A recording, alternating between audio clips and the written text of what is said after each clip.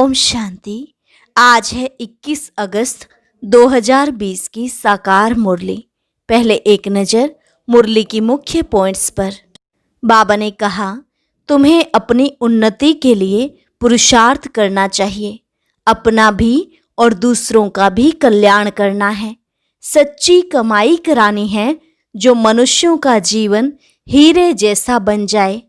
अगर कोई सेवा स्थान पर ब्राह्मणी ना हो तो आपस में मिलकर क्लास चलानी चाहिए। कभी खिटपिट नहीं करनी, ना ही नाराज होकर घर बैठ जाना है। फिर कहा, अगर धारणा है तो मुरली कोई भी सुना सकता है। हमेशा समझो शिव बाबा इस तन में आकर हमको मुरली सुना रहे हैं, ऐसे नहीं फलानी बहन सुना रही है। यथार्थ रीति यह बुद्धि में रहे तो भी याद की यात्रा रहेगी। ज्ञान, योग, दैवी गुण आदि यह सब अपने में देखना है। जांच करो हमारे में कोई अवगुण तो नहीं है, माया के वश कोई विकर्म तो नहीं होता है। लालच का भी भूत होता है। माया की प्रवेशता ऐसी होती है जो भूख भूख करते रहते हैं, अर्थात खाने की बहुत आसक्ति होती है। खाना भी कायदे अनुसार ही होना चाहिए। इस आसुरी दुनिया में तुम्हें अपनी दैवी राजधानी स्थापन करनी है। इसमें हिंसा की कोई बात नहीं। तुम न काम कटारी की और न सुलह हिंसा कर सकते हो। और लास्ट में कहा, कोई कोई बच्चे बाबा बाबा कहे फिर मुंह मोड़ देते हैं, पढ़ाई छोड़ देते हैं। भगवान विश्व का मालिक बनाने के लिए पढ़ा रहे हैं। हम आत्माओं को कोई भी हालत में बाप से वर्षा जरूर लेना है। बाप को छोड़ने से वर्षा खलास हो जाता है। अब सुनते हैं महावाक्यों को विस्तार से। मुरली का सार। मीठे बच्चे, ज्ञान को बुद्धि में धारण कर आपस में मिलकर क्लास चलाओ। अपना और औरों का कल्याण कर सच्ची कमाई करते रहो। प्रश्न, तुम बच्चों में कौन सा अहंकार कभी नहीं आना चाहिए? उत्तर, कई बच्चों में अहंकार आता है कि यह छोटी छोटी बालकियां हमें क्या समझाएंगी। बड़ी बहन चली गई तो रूठकर क्लास में आना बंद कर देंगे। यह है माया के विघ्न। बाबा कहते, बच्चे तुम सुनाने वाली टीचर के नाम रूप को ना देख, बाप की याद में रह मुरली सुनो। अहंकार में मत आओ। ओम शांति। बाप बैठ बच्चों को समझाते हैं। अब बाप जब कहा जाता है तो इतने बच्चों का एक जिस्मानी बाप तो हो नहीं सकता। यह है रूहानी बाप। उनके ढेर बच्चे हैं। बच्चों के लिए यह टेप, मुरली आदि सामग्री है। बच्चे जानते हैं अभी हम संगम युग पर बैठे हैं पुरुषोत्तम बनने के लिए। यह भी खुशी की बात है। बाप ही पुरुषोत्तम बनाते हैं। यह लक्ष्मी नारायण पुरुषोत्तम है ना। इस सृष्टि में ही उत्तम पुरुष, मध्यम और कनिष्ठ होते हैं। आदि में है उत्तम, बीच में है मध्यम और अंत में है कनिष्ठ। हर चीज पहले नई, उत्तम, फिर मध्यम, फिर कनिष्ठ अर्थात पुरानी बनती है। दुनिया का भी ऐसे है। तो जिन जिन बातों पर मनुष्यों को संशय आता है उस पर तुमको समझाना है। बहुत करके ब्रह्मा के लिए ही कहते हैं कि इनको क्यों बिठाया है, तो उनको झाड़ के चित्र पर ले आना चाहिए। देखो नीचे भी तपस्या कर रहे हैं और ऊपर में एकदम अंत में बहुत जन्मों के अंत के जन्म में खड़े हैं। बाप कहते हैं, मैं इनमें प्रवेश करता हूँ। यह बातें समझाने वाला बड़ा अक्लमंद चाहिए। एक भी बेअक्ल निकलता है तो सभी बीके का नाम बदनाम हो जाता है। पूरा समझाना आता नहीं है, भल कंप्लीट पास तो अंत में ही होते हैं। इस समय 16 कला संपूर्ण कोई बन ना सके, लेकिन समझाने में नंबरवार जरूर होते हैं। परम पिता परमात्मा से प्रीत नहीं है तो विपरीत बुद्धि ठहरे। इस पर तुम समझा सकते हो। जो प्रीत बुद्धि है वह विजयंती और जो विपरीत बुद्धि है वह विनश्यंती हो जाते हैं। इस पर भी कई मनुष्य बिगड़ते हैं। फिर कोई न कोई इल्जाम लगा देते हैं। झगड़ा फसाद मचाने में देरी नहीं करते हैं। कोई कर ही क्या सकते हैं। कभी चित्रों को आग लगाने में भी देरी नहीं करेंगे। बाबा राय भी देते हैं, चित्रों को इंश्योर करा दो। बच्चों की अवस्था को भी बाप जानते हैं। क्रिमिनल आई पर भी बाबा रोज समझाते रहते हैं। लिखते हैं, बाबा आपने जो क्रिमिनल आई पर समझाया है यह बिल्कुल ठीक कहा है। यह दुनिया तमो प्रधान है ना, दिन प्रतिदिन तमो प्रधान बनते जाते हैं। वो तो समझते हैं कलयुग अभी रेगड़ी पहन रहा है, अर्थात घुटनों के बल चल रहा है। अज्ञान नींद में बिल्कुल सोए हुए हैं। कभी कभी कहते भी हैं यह महाभारत लड़ाई का समय है तो जरूर भगवान कोई रूप में होगा। रूप तो बताते नहीं, उनको जरूर किस में प्रवेश होना है। भाग्यशाली रथ गाया जाता है। रथ तो आत्मा का अपना होता है ना, उसमें आकर प्रवेश करेंगे। उनको कहा जाता है भाग्यशाली रथ। बाकी वह जन्म नहीं लेते हैं, इनके ही बाजू में बैठ ज्ञान देते हैं। कितना अच्छी रीति समझाया जाता है। त्रिमूर्ति चित्र भी है। त्रिमूर्ति तो ब्रह्मा विष्णु शंकर को कहेंगे। जरूर यह कुछ करके गए हैं जो फिर रास्तों पर मकान पर भी त्रिमूर्ति नाम रखा है। जैसे इस रोड को सुभाष मार्ग नाम दिया है। सुभाष की हिस्ट्री तो सब जानते हैं। उन्हों के पीछे बैठ हिस्ट्री लिखते हैं, फिर उनको बड़ा कर देते हैं। कितनी भी बड़ाई बैठ लिखें, जैसे गुरु नानक का पुस्तक कितना बड़ा बनाया है, इतना उसने तो लिखा नहीं है। ज्ञान के बदले भक्ति की बातें बैठ लिखी हैं। यह चित्र आदि तो बनाए जाते हैं समझाने के लिए। यह तो जानते हैं इन आँखों से जो कुछ दिखाई पड़ता है यह सब भस्म हो जाना है। बाकी आत्मा तो यहाँ रह ना सके, जरूर घर चली जाएगी। ऐसी ऐसी बातें कोई सबकी बुद्धि में बैठती थोड़े ही है। अगर धारणा होती है तो क्लास क्यों नहीं चलाते। 7-8 वर्ष में ऐसा कोई तैयार नहीं होता जो क्लास चला सके। बहुत जगह ऐसे चलाते भी हैं, फिर भी समझते हैं माताओं का मर्तबा उच्च है। चित्र तो बहुत हैं, फिर मुरली धारण कर उस पर थोड़ा समझाते हैं। यह तो कोई भी कर सकते हैं, बहुत सहज है। फिर पता नहीं क्यों ब्राह्मणी की मांगनी करते हैं। ब्राह्मणी कहाँ गई तो बस रूठ कर बैठ जाते हैं, क्लास में नहीं आते, आपस में खिटपिट हो जाती है। मुरली तो कोई भी बैठ सुना सकते हैं ना, कहेंगे फुर्सत नहीं। यह तो अपना भी कल्याण करना है तो औरों का भी कल्याण करना है। बहुत भारी कमाई है, सच्ची कमाई करानी है, जो मनुष्यों का हीरे जैसा जीवन बन जाए। स्वर्ग में सब जाएंगे ना, वहाँ सदैव सुखी रहते हैं। ऐसे नहीं प्रजा की आयु कम होती है, नहीं, प्रजा की भी आयु बड़ी होती है। वह है ही अमर लोक। बाकी पद कम जास्ती होते हैं तो कोई भी टॉपिक पर क्लास कराना चाहिए। ऐसे क्यों कहते हैं अच्छी ब्राह्मणी चाहिए। आपस में क्लास चला सकते हैं, रड़ी नहीं मारनी चाहिए।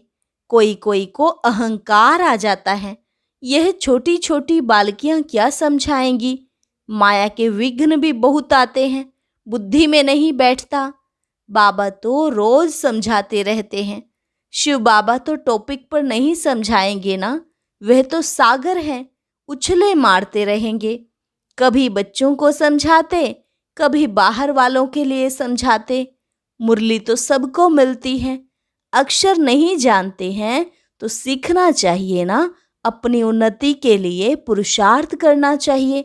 अपना भी और दूसरों का भी कल्याण करना है।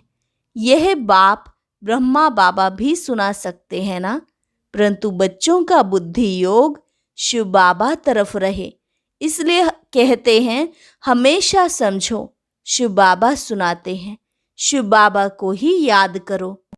शिव बाबा परम धाम से आए हैं, मुरली सुना रहे हैं।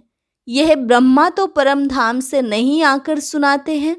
समझो शिव बाबा इस तन में आकर हमको मुरली सुना रहे हैं। यह बुद्धि में याद होना चाहिए। यथार्थ रीति यह बुद्धि में रहे तो भी याद की यात्रा रहेगी ना, परंतु यहाँ बैठे भी बहुतों का बुद्धि योग इधर उधर चला जाता है। यहाँ तुम यात्रा पर अच्छी रीति रह सकते हो, नहीं तो गांव याद आएगा, घर बार याद आएगा। बुद्धि में यह याद रहता है। शिव बाबा हमको इसमें बैठ समझाते हैं। हम शिव बाबा की याद में मुरली सुन रहे थे, फिर बुद्धि योग कहाँ भाग गया। ऐसे बहुतों का बुद्धि योग चला जाता है। यहाँ तुम यात्रा पर अच्छी रीति रह सकते हो। समझते हो शिव बाबा परम धाम से आए हैं। बाहर गांवड़ों आदि में रहने से ये ख्याल नहीं रहता है। कोई कोई समझते हैं शिव बाबा की मुरली इन कानों से सुन रहे हैं, फिर सुनाने वाले का नाम रूप याद ना रहे। यह ज्ञान सारा अंदर का है। अंदर में ख्याल रहे शिव बाबा की मुरली हम सुनते हैं, ऐसे नहीं फलानी बहन सुना रही है, शिव बाबा की मुरली सुन रहे हैं। यह भी याद में रहने की युक्तियां हैं। ऐसे नहीं कि जितना समय हम मुरली सुनते हैं याद में है, नहीं। बाबा कहते हैं बहुतों की बुद्धि कहाँ कहाँ बाहर में चली जाती है। खेती बाड़ी आदि याद आती रहेगी। बुद्धि योग कहाँ बाहर भटकना नहीं चाहिए। शिव बाबा को याद करने में कोई तकलीफ थोड़े ही है, परंतु माया याद करने नहीं देती है। सारा समय शिव बाबा की याद रह नहीं सकती, और ख्यालात आ जाते हैं। नंबरवार पुरुषार्थ अनुसार है ना। जो बहुत नज़दीक वाले होंगे उनकी बुद्धि में अच्छी रीति बैठेगा। सब थोड़े ही 8 की माला में आ सकेंगे। ज्ञान योग दैवी गुण ये सब अपने में देखना है। हमारे में कोई अवगुण तो नहीं है। माया के वश कोई विकर्म तो नहीं होता है। कोई कोई बहुत लालची बन जाते हैं। लालच का भी भूत होता है, तो माया की प्रवेशता ऐसी होती है जो भूख भूख करते रहते हैं। खाऊं खाऊं पेट में बलाऊं। कोई में खाने की बहुत आसक्ति होती है। खाना भी कायदे अनुसार होना चाहिए। ढेर बच्चे हैं, अब बहुत बच्चे बनने वाले हैं। कितने ब्राह्मण ब्राह्मणियां बनेंगे। बच्चों को भी कहता हूँ तुम ब्राह्मण बन बैठो। माताओं को आगे रखा जाता है। शिव शक्ति भारत माताओं की जय। बाप कहते हैं अपने को आत्मा समझो और बाप को याद करो। स्वदर्शन चक्र फिराते रहो। स्वदर्शन चक्रधारी तुम ब्राह्मण हो। यह बातें नया कोई आए तो समझ ना सके। तुम हो सर्वोत्तम ब्रह्मा मुख वंशावली ब्राह्मण कुलभूषण स्वदर्शन चक्रधारी। नया कोई सुने तो कहेंगे स्वदर्शन चक्र तो विष्णु को है। यह फिर इन सबको कहते रहते हैं, मानेंगे नहीं। इसलिए नए नए को सभा में अलाउ नहीं करते, समझ नहीं सकेंगे। कोई कोई फिर बिगड़ पड़ते हैं। क्या हम बेसमझ हैं जो आने नहीं दिया जाता है? क्योंकि और सत्संगों में ऐसे कोई भी जाते रहते हैं, वहाँ तो शास्त्रों की ही बातें सुनाते रहते हैं। वह सुनना हर एक का हक है। यहाँ तो संभाल रखनी पड़ती है। यह ईश्वरीय ज्ञान बुद्धि में नहीं बैठता तो बिगड़ पड़ते हैं। चित्रों की भी संभाल रखनी पड़ती है। इस आसुरी दुनिया में अपनी दैवी राजधानी स्थापन करनी है। जैसे क्राइस्ट आया अपना धर्म स्थापन करने, यह बाप दैवी राजधानी स्थापन करते हैं।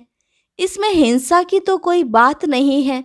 तुम न काम कटारी की और न स्थूल हिंसा कर सकते हो। गाते भी हैं मूत पलिती कपड़ धोए। मनुष्य तो बिल्कुल घोर अंधियारे में है। बाप आकर घोर अंधियारे से घोर सोजरा करते हैं। फिर भी कोई कोई बाबा कहकर फिर मुंह मोड़ देते हैं, पढ़ाई छोड़ देते हैं। भगवान विश्व का मालिक बनाने के लिए पढ़ाते हैं। ऐसी पढ़ाई को छोड़ दे तो उनको कहा जाता है महामूर्ख। कितना जबरदस्त खजाना मिलता है। ऐसे बाप को थोड़े ही कभी छोड़ना चाहिए। एक गीत भी है, आप प्यार करो या ठुकराओ, हम आपका दर कभी नहीं छोड़ेंगे। बाप आए ही हैं बेहद की बादशाही देने। छोड़ने की तो बात ही नहीं। हाँ, लक्षण अच्छे धारण करने हैं। स्त्रियां भी रिपोर्ट लिखती हैं, यह हमको बहुत तंग करते हैं। आजकल लोग बहुत बहुत खराब हैं। बड़ी संभाल रखनी चाहिए। भाइयों को बहनों की संभाल रखनी है। हम आत्माओं को कोई भी हालत में बाप से वर्षा जरूर लेना है। बाप को छोड़ने से वर्षा खलास हो जाता है। निश्चय बुद्धि विजयंती, संशय बुद्धि विनश्यंती। फिर पद बहुत कम हो जाता है। ज्ञान एक ही ज्ञान सागर बाप दे सकते हैं, बाकी सब है भक्ति। भल कोई कितना भी अपने को ज्ञानी समझे, परंतु बाप कहते हैं सबके पास शास्त्रों और भक्ति का ज्ञान है। सच्चा ज्ञान किसको कहा जाता है, यह भी मनुष्य नहीं जानते हैं। अच्छा, मीठे मीठे सिकिलधे बच्चों प्रति मात पिता बाप दादा का याद प्यार और गुड मॉर्निंग। रूहानी बाप की रूहानी बच्चों को नमस्ते। रूहानी बच्चों की रूहानी बाप दादा को नमस्ते नमस्ते, गुड मॉर्निंग। धारणा के लिए मुख्य सार। पहली पॉइंट, ध्यान रखना है कि मुरली सुनते समय बुद्धि योग बाहर भटकता तो नहीं है। सदा स्मृति रहे कि हम शिव बाबा के महावाक्य सुन रहे हैं। यह भी याद की यात्रा है। अपने आप को देखना है कि हमारे में ज्ञान योग और दैवी गुण हैं। लालच का भूत तो नहीं है। माया के वश कोई विकर्म तो नहीं होता है। वरदान, दिव्य बुद्धि की लिफ्ट द्वारा तीनों लोकों का सैर करने वाले सहज योगी भव। दिव्य बुद्धि की लिफ्ट द्वारा तीनों लोकों का सैर करने वाले सहज योगी भव। संगम युग पर सभी बच्चों को दिव्य बुद्धि की लिफ्ट मिलती है। इस वंडरफुल लिफ्ट द्वारा तीनों लोकों में जहाँ चाहो वहाँ पहुँच सकते हो।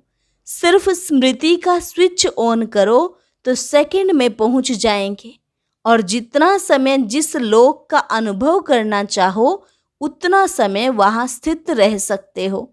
इस लिफ्ट को यूज करने के लिए अमृत वेले केयरफुल बन स्मृति के स्विच को यथार्थ रीति से सेट करो। अथॉरिटी होकर इस लिफ्ट को कार्य में लगाओ तो सहज योगी बन जाएंगे। मेहनत समाप्त हो जाएगी। स्लोगन, मन को सदा मौज में रखना यही जीवन जीने की कला है। मन को सदा मौज में रखना यही जीवन जीने की कला है। अच्छा, ओम शांति। अभी एक सूचना है, जैसे जुलाई मास में 3 दिवसीय योग भट्टी चली थी, ऐसे ही एक बार फिर 21 अगस्त से 25 अगस्त तक 5 दिवसीय योग भट्टी शुरू की जा रही है। समय रहेगा रोजाना अमृत वेले प्रातः 4 बजे से 5 बजे तक। सभी भाई बहनें इसका लाभ जरूर लें। ज्ञान योग से जुड़े कुछ प्रश्नों के जवाब सुनने के लिए यह वीडियो जरूर सुनें।